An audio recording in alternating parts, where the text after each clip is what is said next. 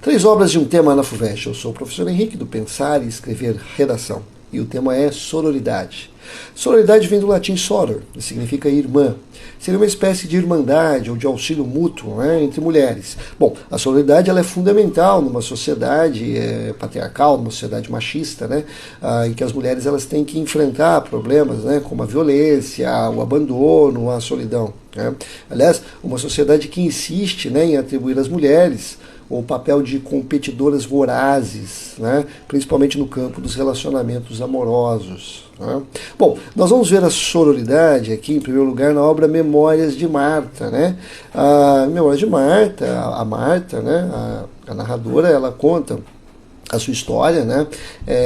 O pai cometeu suicídio, deixando ela e a mãe na penúria. Elas vão viver num cortiço e para superar aquela condição miserável, né, elas investem tudo na educação da Marta. Né? Então a Marta vai se tornar professora e vai superar aquela condição inicial de miséria. Né? E nesse caminho, nessa trajetória, a Marta vai encontrar muitas mulheres, né, que a ajudam, né, que a auxiliam. Ainda na infância, né, a Carolina, olha o que ela diz a Carolina. Carolina, filha mais velha da Ilhoa, era compassiva e bondosa. Há flores nos pântanos e refletem-se muitas vezes na lama os raios das estrelas. Olha que interessante. Pântano aqui é uma referência ao cortiço, né, no qual ela viveu, né, quando criança. Né? Condição precária, daí a ideia de pântano. Né? Então a Carolina teria sido uma flor naquele pântano, né, um raio, né, de luz, né, naquela escuridão. Né? Eu gostava dela, era como que uma asa proteger-me, né, das maldades dos irmãos mais novos. Né? Depois ela vai encontrar um grande apoio também em Dona Ninha, né, que é uma das responsáveis por ela conseguir trilhar a carreira de professora. Não podemos nos esquecer de um episódio importante, né, da escola, em que a aluna Matilde, que era uma menina negra e colega da Marta, ela é acusada injustamente de roubo, né, um episódio também de racismo, né, e ela vai ser expulsa, né, da escola, e a Marta ela não sai em defesa da amiga, então depois ela tem uma espécie de dor na consciência por não ter, né, tido essa atitude solidária. Né. Bom, vamos agora para a canção Para Ninar Menino Grande, da Conceição Evaristo. Né. E a gente vê a sororidade ali, principalmente no episódio de Dolores dos Santos. Uma daquelas mulheres, né, que o enredo traz, né, que teriam sido seduzidas, né, e abandonadas pelo Fio Jasmin. Né. A Dolores dos Santos, ela vai atrás do Fio Jasmin, descobre que o Fio Jasmin era casado, descobre o endereço do Fio Jasmin e planeja uma vingança, né, planeja matar a Pérola Maria, esposa do Fio Jasmin. Né.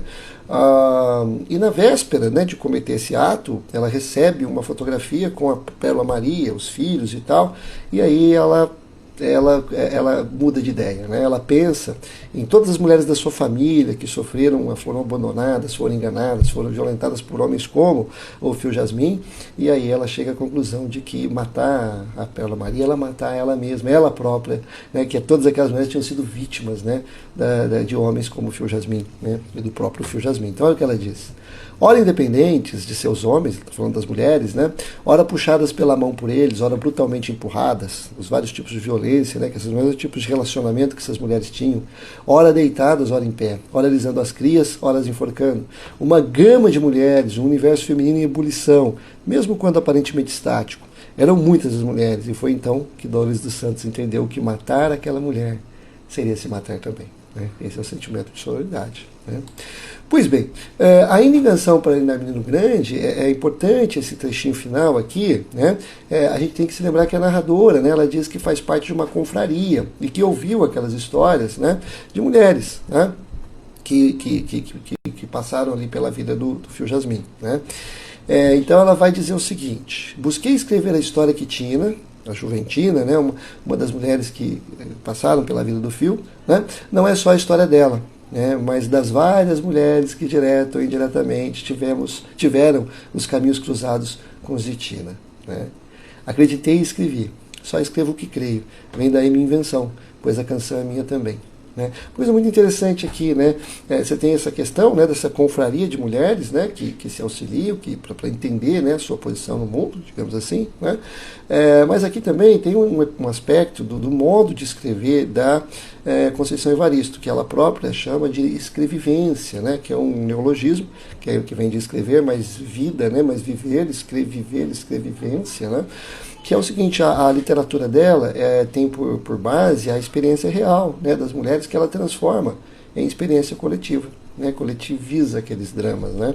Então ela parte, o material é a vida, né, são as experiências reais. Né? Por isso que ela pode dizer que aquelas mulheres, né, que passaram pela vida do Fio Jasmin, elas representam, né, a história de tantas outras mulheres que passaram pela vida de tantos outros homens e que, assim como o Fio Jasmin, tá certo, agiram, né, dentro daquela lógica patriarcal, machista, né, da sedução, do abandono, né, da violência. Ok?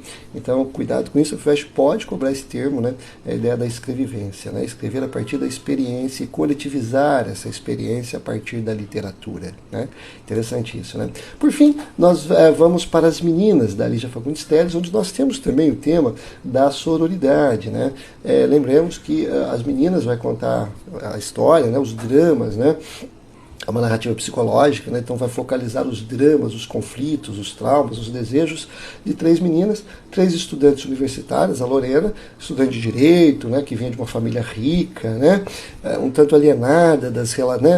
Sabendo, né, que o Brasil vivia um período de ditadura militar, mas preferindo se alienar daquela situação política toda. Né? Então ela vivia ali no seu quarto, né, com seus devaneios, com seus desejos, né, com seus traumas. Né? Mas ela apoiava muito as suas 2 colegas ali, né, de pensionato. Elas viviam num pensionato católico, né, que eram a Lia e a Ana Clara. Né? A Lia, uma estudante de Ciências Sociais, uma moça negra, né, que tinha saído de Salvador porque se envolveu com uma outra moça, então ela tem essa coisa da bissexualidade, né? E então ela vem para São Paulo para estudar Ciências Sociais e se envolve, né, na luta contra a ditadura, né, na luta armada. Né? E a Lorena, né, apoia com dinheiro, apoia com carro, empresta o carro, né, para ali fazer as ações ali da organização. A Lorena não se envolvia naquilo, mas apoia, de certa maneira dava aquele apoio para a Lia, né, se solidarizava, se mandava com ela. Né? E a Ana Clara, né? A Ana Clara, que era uma estudante de psicologia, né? Que tinha uma história terrível, né? Ela filha de uma prostituta, não conhecia o pai, então ela foi violentada na infância. Ela era muito bonita, né? Conseguiu vencer pela beleza, se tornar modelo, né? Estudante de psicologia, veja, né? Cheia de traumas, era a mais traumatizada de todas, né? E no presente da narrativa ela era adicta, né? Viciada em drogas e se envolve com um traficante, tinha um noivo, né, rico, mas estava ali com aquele traficante como seu amante, né? E ela carrega uma série de traumas, é a mais, digamos assim, a mais frágil, né, das 3, e aqui precisava de mais ajuda, né, de mais acolhimento das outras 2, né? É a que vai ter um fim trágico, né, vai morrer de overdose. Né? E uma coisa importante, uma 4ª mulher que eu gostaria de colocar aqui é a Madre Alex, né, uma das freiras ali do pensionato, né, que numa conversa com a Lia, né, ela revela que conhecia, né, a luta, né, da Lia ali nos grupos de resistência à ditadura. Né, tem uma cena importante, né, quando elas estão conversando, a Lia relê para ela um relato de tortura, então ela diz que conhece aquele rapaz, o sujeito que foi torturado e que estava ali, né, sabendo do que estava acontecendo e apoiando as meninas. Vamos ver um trechinho, né, dessa conversa. Boa noite, Madre Alex, gostei muito de conversar com a senhora. Toma cuidado, Lia, não quero que você sofra, toma cuidado, eu peço. Eu sou forte a beça, diz a Lia. Não, Lia, olha só, vocês são frágeis, filha. Você, Lorena, quase tão frágeis quanto Ana Clara. Haja o que houver, não deixe de me dar notícias. Conte comigo. Tá? Então é isso, né? Ficamos por aqui e até a próxima.